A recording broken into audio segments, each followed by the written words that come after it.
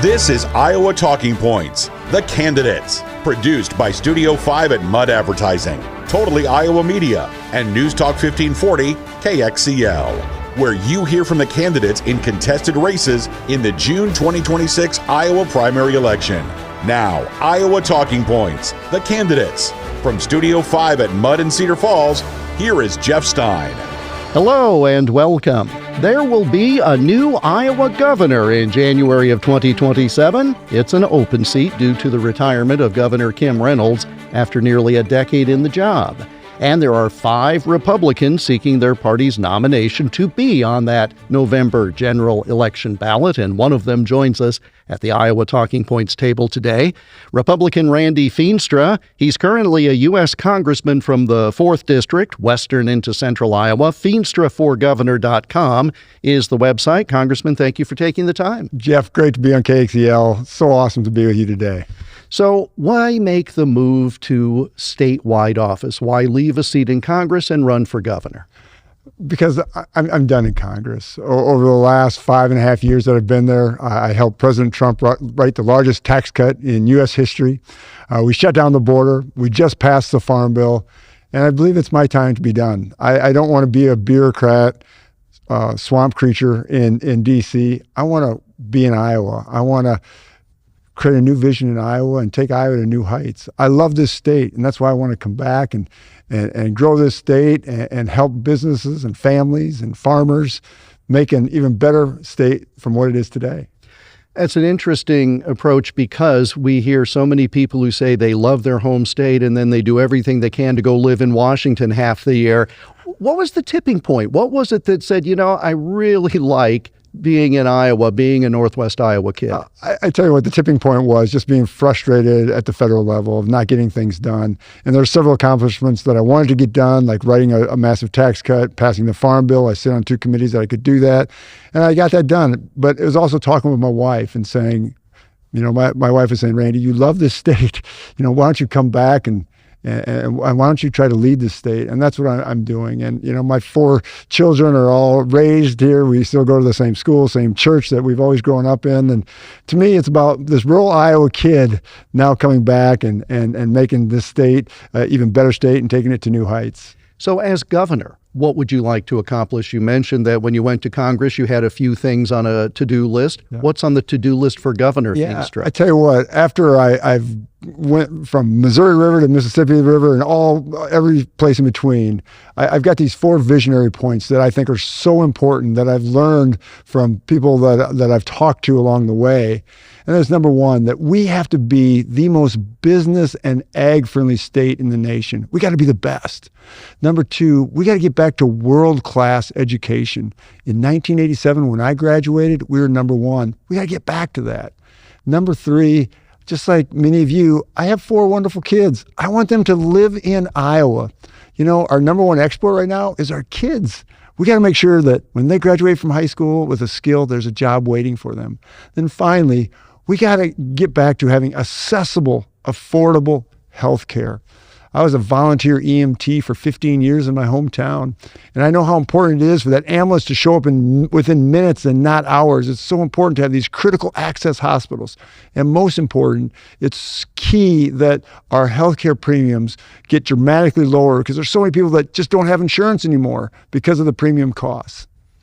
Let's pick up on that last point with health care. Obviously, Empower Rural Iowa has led to a number of initiatives working on telemedicine, working on regionalization, et cetera.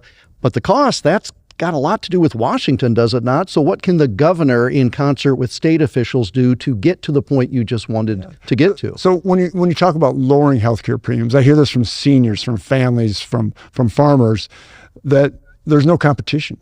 Literally, we have one health insurance carrier in our state. 90% of them all go through one carrier. We got to create competition that lowers the cost. Competition is a good thing, and that typically lowers the cost. Number 2 is we got to understand what's creating the costs. And that is when we don't have preventative medicines or when we don't voluntarily go in for our checkups, right? All of a sudden we at the end game of where we're going in and we have third and fourth stages of cancer, whatever it might be. All right, so we got to be very proactive as a state. And we have to also understand what's causing some of these issues and then getting to the bottom of them. And finally, it's also about making sure that people have access to their critical access hospitals, that they have oncologists, that they have mental health, that they have maternity care. And so many of our critical access hospitals no longer have these services. And that's so important, and that's what we'll do and what I'll do when I become governor. Now, that sort of dovetails with your third point about how do you keep the best and brightest here. Common Sense Institute Iowa has done surveys showing this brain drain. It is. And it is that we're educating people for jobs that don't exist here. So how do you create jobs so that your kids stay? How do you create jobs so that these medical professionals who might be able to garner a higher salary elsewhere, I don't know, how do you get that so that prongs 3 and 4 of the Feenstra approach are accomplished? Yeah, I tell you what, it's all about how do you create world-class education, and that is making sure our kids are learning the skills already in their sophomore, junior years, where they're seeing mentors, where they're job shadowing, so they can start understanding, do I want to get into medicine? Do I want to get into agriculture? Do I want to get into manufacturing? Maybe I want to get into law or whatever it might be. But decades ago, or in the past, it was always, well, you got to take these courses and they're required and they don't mean anything and they don't help you as you move forward in life. We want to make sure we're teaching new skills so kids can come out. Maybe they want to get into robotics. Maybe they want to get into GoBotics. Maybe they want to be computer analysts. But these are all the new upcoming skills that we need for employees in these new jobs that are coming into Iowa. So we got to make sure that we're matching the skill level with our kids in high school with the jobs that will be here and that are coming to Iowa. That's how we grow our economy. That's how we keep our kids here. And that's how we have world-class education as we move forward. Folks like the Iowa Business Council have worked with educational leaders to try to figure out what are the skill sets that you need in business in the 2030s, 2040s, et cetera. But there's an entrenched old guard in education, and the concept of we've always done it this way gets in the way. So how do you break into education at the public school level, K-12? Right. It's innovation. It's absolutely innovation, and it's private-public partnerships. Right now, there's so many employers that just say, hey, if I could only have these skills. So schools have to have these partnerships where they're already saying, hey, these are the skills that I need, and the school's backing up going, all right, we can teach some of these skills, and they can go in the afternoon, and they can job shadow, or we can mentor these kids on what these new jobs look like. But it is making sure that our kids, even at that basic age, the early elementary ages, that they're learning the fundamentals of math and science and history. My parents were both teachers for 35 years. My wife was a kindergarten teacher for 24 years.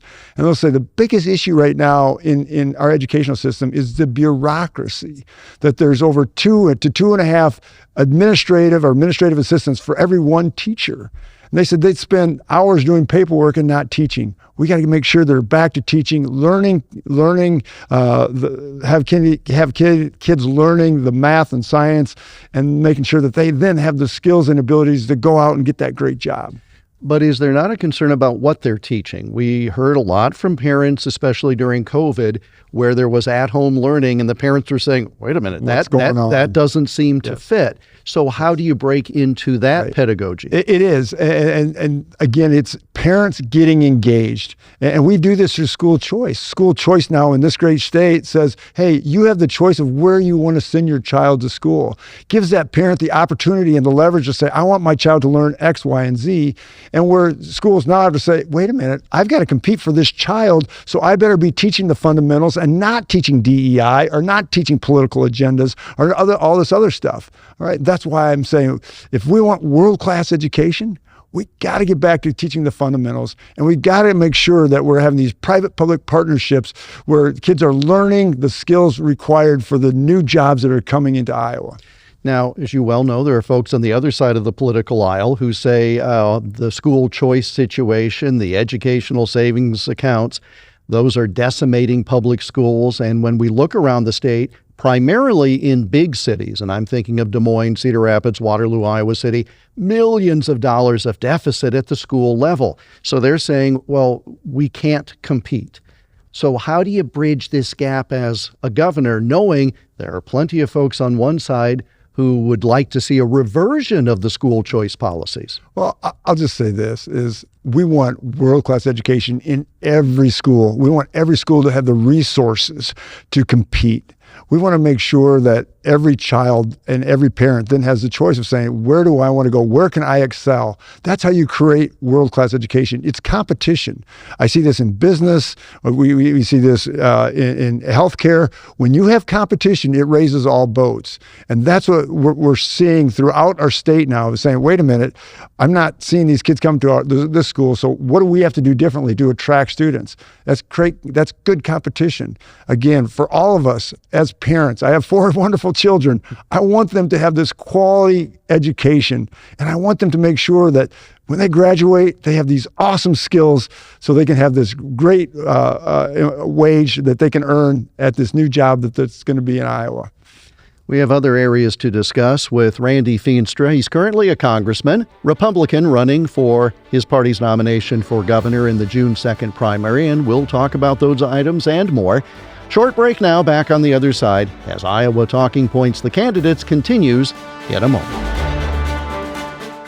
All the great news talk programs you love from KXCL on your radio can be with you wherever you go. I'm Todd Starnes. This is Mark Levin. I'm Tim Harwood. Bill O'Reilly here. I'm Kim Commando. Hey, it's Glenn Beck. I'm Jeff Stein. Just download the free KXCL mobile app. You can find us in the App Store or Google Play. Make sure you never miss a second of the conversation. Download the KXCL app today. It's a great way to stay connected to where Iowa comes to talk. One opportunity. Change your career. Mudd Advertising is hiring product specialists. $20 an hour, paid weekly. That's 52 weeks a year, plus record-breaking profit sharing. Let me repeat, $20 an hour plus record-breaking profit sharing. But we're just getting started. The best in the business, 401k, company match, gold standard health plans, on-site fitness center, generous paid time off, and so much more. Apply today and don't look back. You're watching Iowa Talking Points, the candidates. Here again is Jeff Stein. And we continue with Congressman Randy Feenstra. He is seeking his party's nomination, Republican, for governor, June 2nd primary. FeenstraForGovernor.com is the website. You articulated in the last segment 4 key points of the campaign, and I want to get back to that 4th one that we haven't talked about. But first, let's give us a sense of your background. You've actually represented more than half the counties in the state, because the 4th District has changed geography over time, but there may be some folks who simply know you as a congressman. Give us a sense of your background. Well, I'll tell you, just like most people in Iowa, I grew up in a small rural town, 4th generation Iowan, grew up in Hull, Iowa.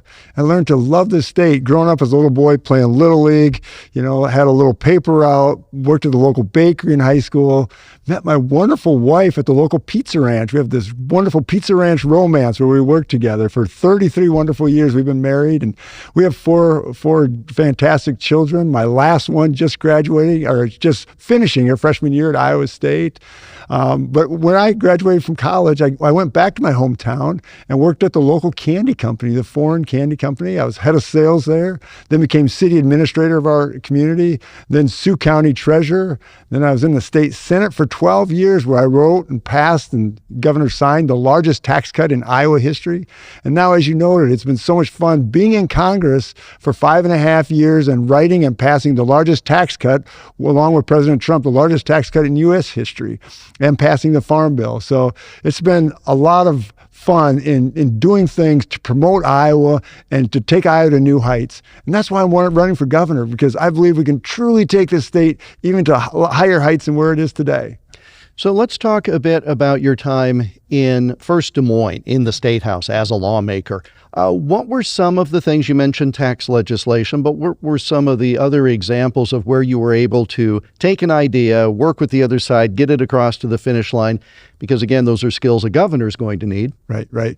There are so many issues that we took on, from passing the largest tax cut in Iowa history, to helping our local hospitals, our critical access hospitals, to passing the heartbeat bill, which was fantastic. Again, always trying to think of what can we do to improve our state. And for the 12 years I was there chairing Ways and Means, we figured out what we could do for the farming community, passing measures to help biofuels, to help that domestic energy, to create an opportunity for more commodity markets for our farmers, to helping the cattle and hog farmers. I mean, these are all big issues that we tackled, and we tackled them also at the federal level.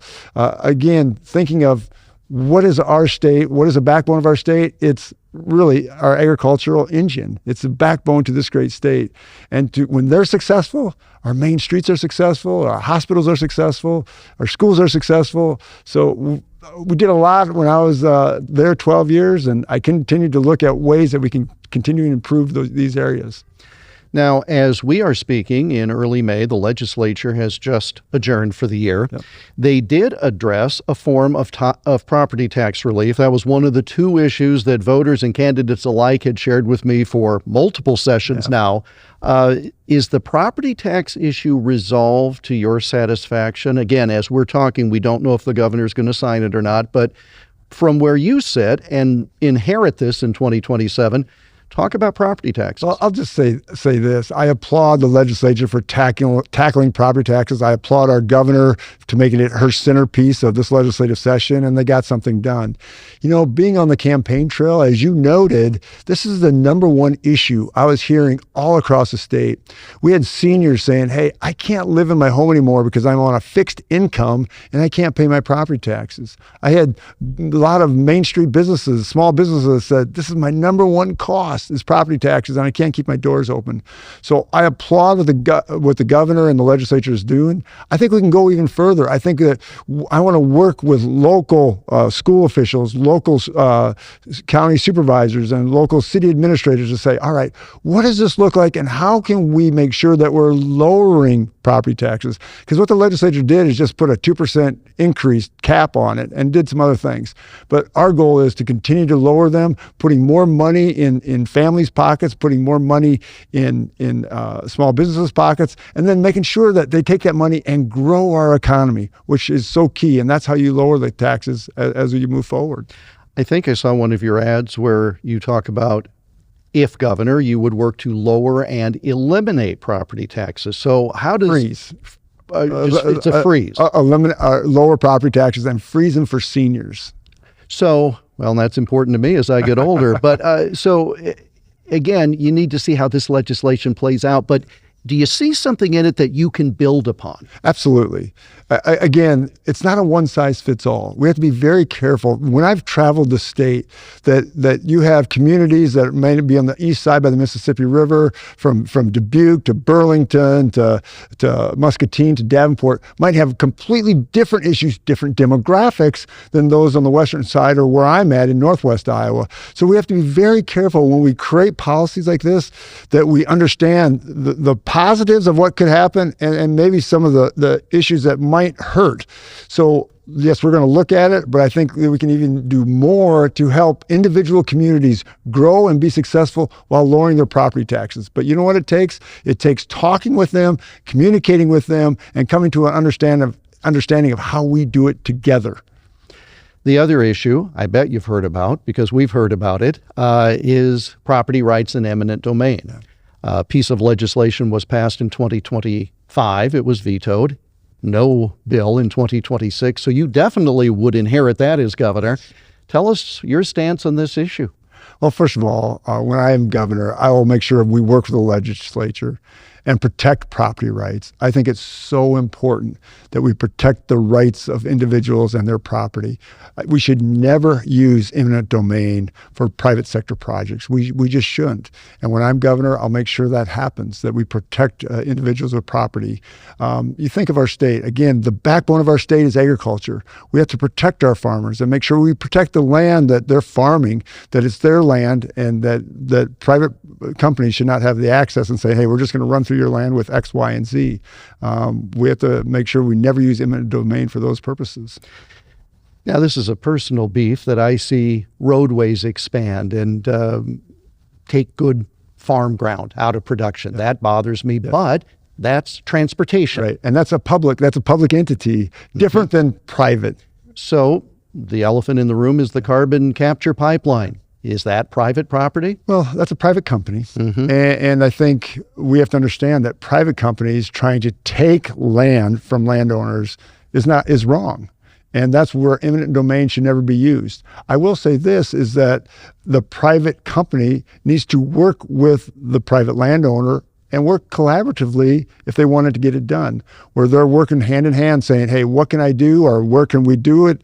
And if we can't do it on your land, that's fine. Then we have to move to somewhere else. But it's working collaboratively and making sure that we never use eminent domain for those instances. So just to put a bow on it, a private company that is wanting to gain privately, even if there are some public benefits, that's a no-go for eminent domain for you. Yeah, we should never use eminent domain for those types of projects. Randy Feenstra is currently a congressman. He would like to be the Republican nominee for governor. Republicans who vote June 2nd will decide that. And we'll continue with this Iowa Talking Points, the Candidates program, after this short break.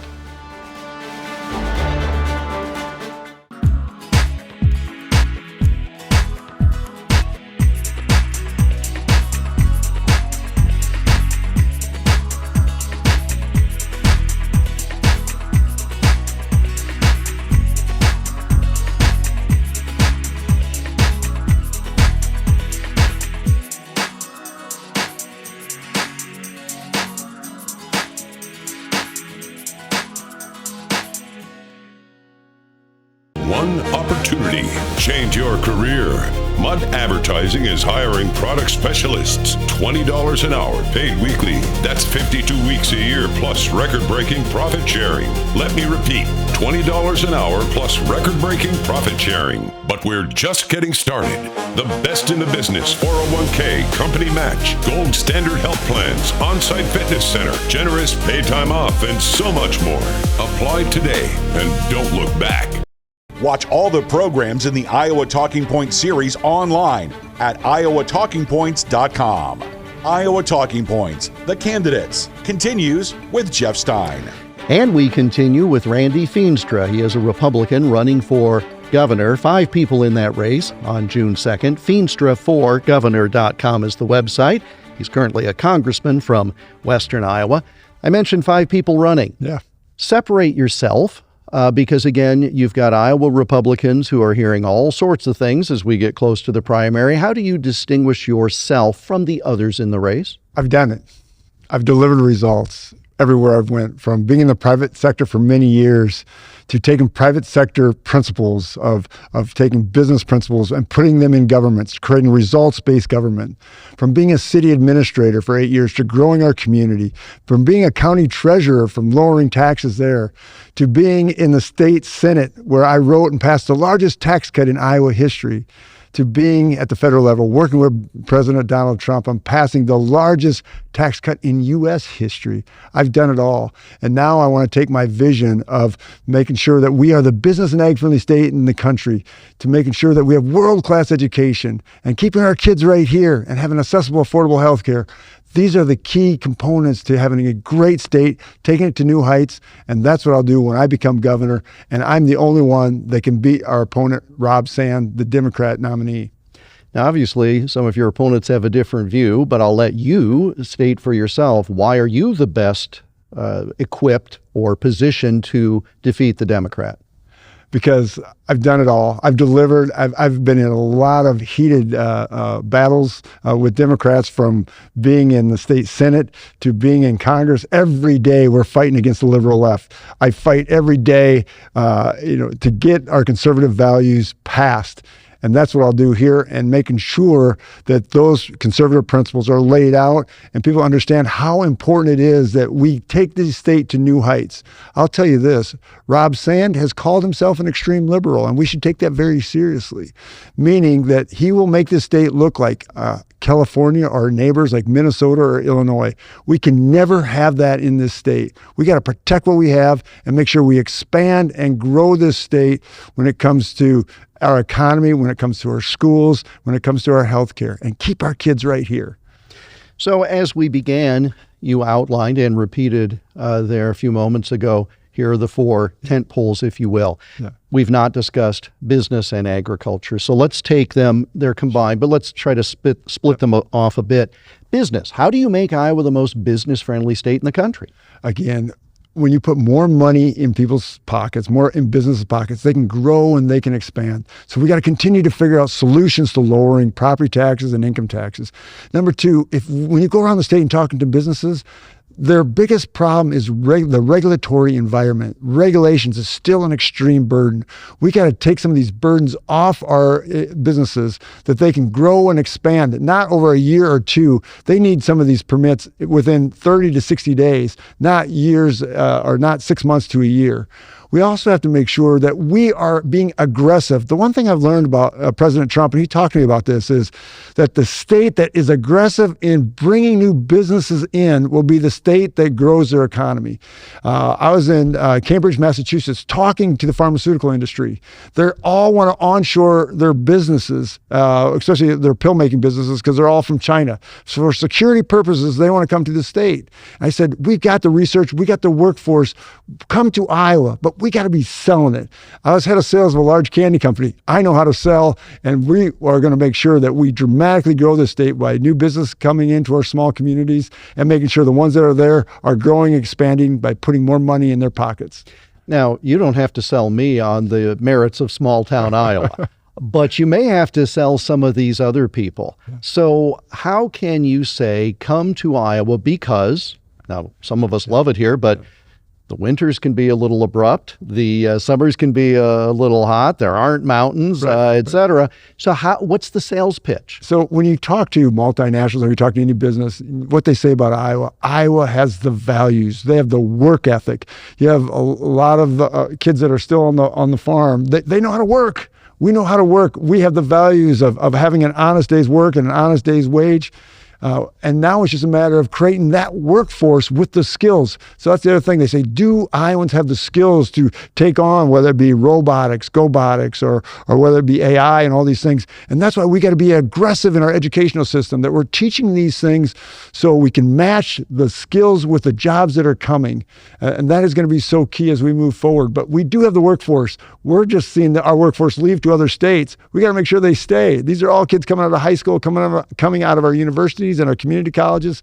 We need them to stay right here and have jobs waiting for them. Are there types of businesses that, to some degree, we don't want? In other words, are there some businesses that come and they do well for themselves, they leave the community perhaps a shell of what it used to be, et cetera? So, I mean, is every job a good job, in other words? I would say this, is when I am governor, we want jobs that create employees and good paying jobs, right? There's a lot of companies that are coming into our state that just build infrastructure and they have 10 or 15 jobs, right? They might lower property taxes, but they also take a lot of energy.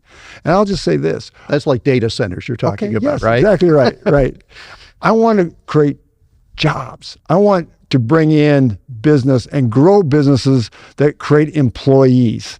And that's got to be our focus. And good paying jobs. And there's so many out there. There's new manufacturing that's happening when you're dealing with robots and GoBotics and even pharmaceuticals, bringing in jobs like that. And whether it be banking, insurance, credit, there's so many opportunities. But we got to make sure that we're talking with them and growing them within our state and bringing new ones in.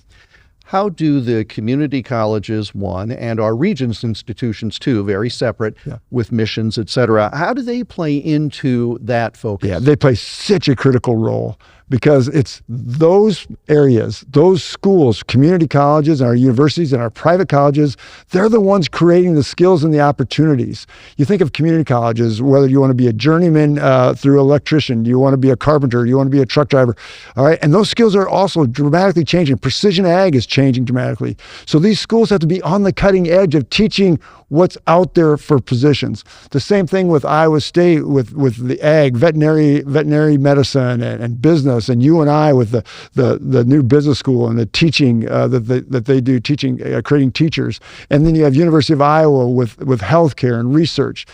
They need to be on the cutting edge of what they are teaching because the world is changing really fast, and we have to make sure our kids are changing with it, with the skills and opportunities to get these jobs and bring them into the state of Iowa. So it's a private-public partnership.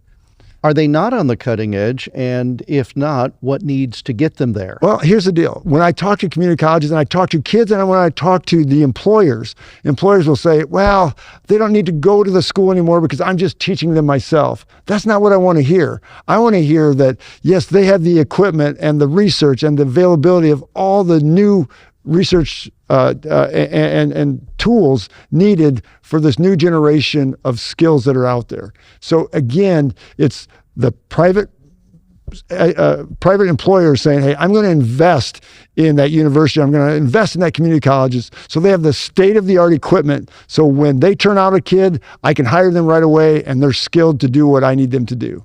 There are some who say we're being too good to business at the expense of either workers or what are generally called social programs. Tell us your philosophy on what the balance should be. Well, I tell you what, when our businesses are successful on Main Street, you think about this, and when our businesses are successful in our industrial parks, it all helps small town. When I was a city administrator, I saw it firsthand that when the businesses were successful, all of a sudden they had dollars for the Little League team to buy uniforms. They had dollars to put into our new park that we were going to build or the new library. It all goes together, but it goes hand in hand that there's also giving and there's also making sure that there's this quality of life for every person that's living in these small towns and not only small towns, but all our communities, that they live in this great state of Iowa and they're happy to live here. And even though we might get some snow in the winter, that they love being here because of the values, because of the quality, because of the educational system, and because we have great hospitals and clinics. It all goes together to create a state and bring it to new heights. At least we know what to do with the snow as opposed to Washington, D.C. This is true, yes. He's a congressman currently. He'd like to be your next governor, but it starts with the Republican primary. He's Randy Feenstra, and we'll conclude with Congressman Feenstra about his race for governor as Iowa Talking Points, the candidates, continues in a moment.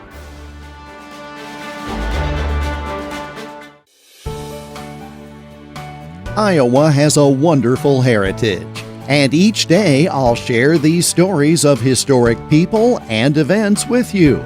I'm Jeff Stein. Join me for the Iowa Almanac program and learn more about this great place we call home. Now 7 days a week. Listen on radio stations across the state, via podcast, or at iowaalmanac.com. One opportunity.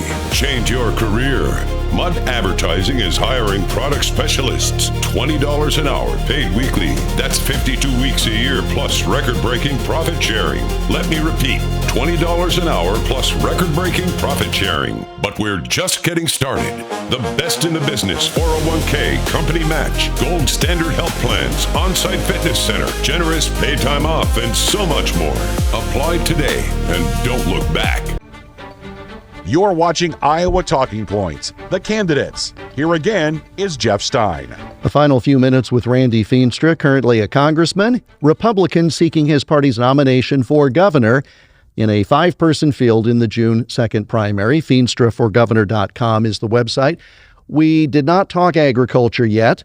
I know that's a topic you and I have talked about on the radio previously, especially with meatpacking. So let's start there first. There have been concerns about the packing industry that you've raised. Yes. What can you do as governor to help make that a more equitable situation for producers? Yeah, I tell you what, it all goes together. I've grown up in rural Iowa. I still load hogs periodically. It's the backbone to our great state, and it's a balance that the packers and the producers, the farmers, they're all capitalistic. We all need to be profitable, but we can't have one taking advantage of the other. And we saw that through COVID and other things, where the packer was making a tremendous amount of money on the backs of our farmers. And I've always said that cannot happen. And I'm still putting together things, and I'll do this in the state of Iowa, to make sure there's fairness and transparency. And that's what we're lacking in the packers right now. Some of the transparency on some of the cash buyouts that are happening and so forth. We got to have transparency in the markets. And it's so important. Cattle and hogs are doing really well right now. Dairy's struggling a little bit. Eggs are struggling a little bit. Obviously, our grains are really struggling in the commodity markets. So there's a lot of work to do in this area. But again, as I said multiple times, agriculture is the economic engine of our state, so it's got to be successful. Iowa's legislature just passed the Iowa Farm Act. It's exciting. Very separate from the Farm Bill in Washington, which we'll talk about. It goes hand in hand. Did they need to do it because there was no Farm Bill in Washington, or was this just a better way, and the Secretary and I have talked about this on the radio, was this just a better way to highlight all the different aspects involved in agriculture? I think it's a great way to highlight and then also create opportunity. And this is when I am governor. We've got the USMCA coming down, and I talked with Canada, I talked with Mexico, and it's very interesting. Canada said, you know what? We love Iowa. We love to trade with Iowa. I said, hey, when I am governor, we are going to be the best friends because we want to continue to grow our commodity markets. So they have opportunities where we can sell to them and sell our agricultural products. The same thing with Mexico. A lot of our pork, a lot of our corn goes down to Mexico. We got to have a great relationship with them as a state and making sure that our products are going directly down to these North American countries. The current governor, her predecessors, Ag Secretary, his predecessors, they take global meetings, yes. Not just within the continent. That's right. How do you balance that, though, with a federal government that has its own trade issues and priorities, et cetera? I mean, it's one thing for Governor Feenstra to strike a deal with Canadians, but folks in Washington may have a different plan, and it gets in the way. Well, that's where I currently sit on Ways and Means. I handle all of trade. I handle all of tariffs at the federal level, working with President Donald Trump. And you got to have this collaboration between the federal and state. That's why it's so important that I've done both, that I understand all the players at the federal level, that we can have this great trade opportunity from the Asian markets to the African markets, and then right here in North America. And I'm set up to have that done, that Iowa can be the focal point. We're the number one state in the nation when it comes to agriculture, and now we have to be the number one export country when it comes to our products. And that's what I want to do when I become governor, to have this openness, talking with our farming community, our ag community, and then talking with the outside around the world interests that want our products so we can sell it. But you well know, with the problems with the 5-year Farm Bill, that's 3 years overdue or something. But we just got it passed. Got it passed through the House without E15, and the Senate is a question mark, and right? E15 is going to happen here May 14. The vote's going to happen. I lead that. I've been chairing of the council. The speaker put me in charge of this, and we're going to get it done. Just like I sat on the Ag Committee, and I said, we got to get a Farm Bill, and we finally got it passed. I'm so excited about it. Again, this is what means delivering for Iowans. This is what I'm going to do when I'm governor. And again, no disrespect intended. Your one vote. There were a lot of folks who got in the way of the Farm Bill, and not our Iowa people. But we got it done. I worked hard talking to those that have no idea about farming. So how do you get us there? And I guess that gets us to the broader issue again, where you and the other members of the delegation, you know where food comes from, but there are other folks, they think food comes from the grocery store. So how do you act as the ambassador for the state, not only within our country's borders, but globally? Right. Well, I tell you what we did at the federal level. We brought people in. I had so many people come to our state fair. That's the greatest showcase when it comes to agriculture. So we had the whole Ways and Means Committee come and do a hearing at the state fair. But it's bigger than that. When you're governor, you have to bring people in and show them, hey, we are the breadbasket to the world. This is literally where your food comes from. And we can't be bashful. We've got to sell it to the mountaintops, shout it from the mountaintops of saying, hey, this is what we have, and we got to be very proud of it. But again, it's selling it. And I know how to sell. Being head of sales of a large candy company, I know how to get this done. But it's also making sure that from California to New York to New Jersey to everywhere in between, that they understand that Iowa is the ag state in the country. How do you as governor make sure that what I call the good family farm way of life, Yep. doesn't matter how many acres, it's an attitude. How do you make sure that there's an entry for people and that it can perpetuate and self-perpetuate well beyond our time? Yeah, such a great question. We've got to make sure that the Iowa farmland goes down to the next generation. We did this at the state and federal level, getting rid of the death tax, making sure that land can get passed to the next generation without being taxed. We also have to lower the costs of things like fertilizer and input costs that is sort of preventing people from getting in because of the cost. All right. We also have to open credit lines that allow banks to give credit to that new beginning farmer, that they can have access to credit where they can either buy some cattle, buy hogs, or they can get into land and buy the first seeds and fertilizer to grow that next crop. But it is so key that we protect our land, that it never goes to our adversaries like China, that it never goes to out-of-state buyers. We have to make sure as a state that land stays with the Iowa farmer.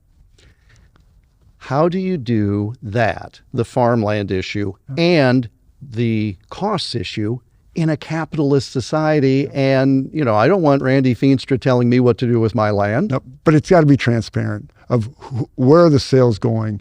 And we have to make it promote Iowa and make sure that our farmer and our producers have the ability to pass it to the next generation. What I mean by that is when we got rid of the death tax, when you create certain incentives for that beginning farmer, which we've done and we can do a lot more of, to make sure that we put our thumb on the scale a little bit to say, hey, we want to make sure that land goes to the next generation and never to China or never to our foreign adversaries, and even out-of-state interests who care less about whether we grow good crops or not. I mean, our farmers, they love the land, they care about the land, and we want to make sure that stays because we know that's best for our state. We have just a couple of minutes. You're asking Iowa Republicans to vote for you in the June 2nd primary for governor, and I'll let you make that case directly to them. Well, I tell you what, I love this state, born and raised in Iowa, fourth generation Iowan, just like many of you. I had the little paper out, met my wonderful wife working at the local pizza ranch. We've been married 33 wonderful years. I have 4 children, just like many of you have children. I want to make sure they stay in Iowa with great jobs, with world-class education, and that they have the ability to have this quality of life where they have accessible health care. And to do that, we have to be the most business and ag-friendly state in the country, that when they graduate from high school, our kids, that they have this wonderful skill, that they can take that skill and apply it to the new jobs that are coming in. I care about this wonderful state. I want to lead this state and make sure that we take it to new heights. I'm Randy Feenstra, and I'm running for governor, and I'm asking for your vote. Currently a congressman. As noted, he'd like to be your next governor. 5 on the ballot, June 2nd Republican primary. Congressman, thank you for the time. Always great to be on. Thank you so much, Jeff. Randy Feenstra, candidate for governor. It is FeenstraForGovernor.com. And that brings us to the close of this edition of Iowa Talking Points, the candidates. Thank you for being with us. This has been Iowa Talking Points, the candidates, produced by Studio 5 at Mud Advertising, Totally Iowa Media, and News Talk 1540 KXCL. For more information on this series, go to IowaTalkingPoints.com.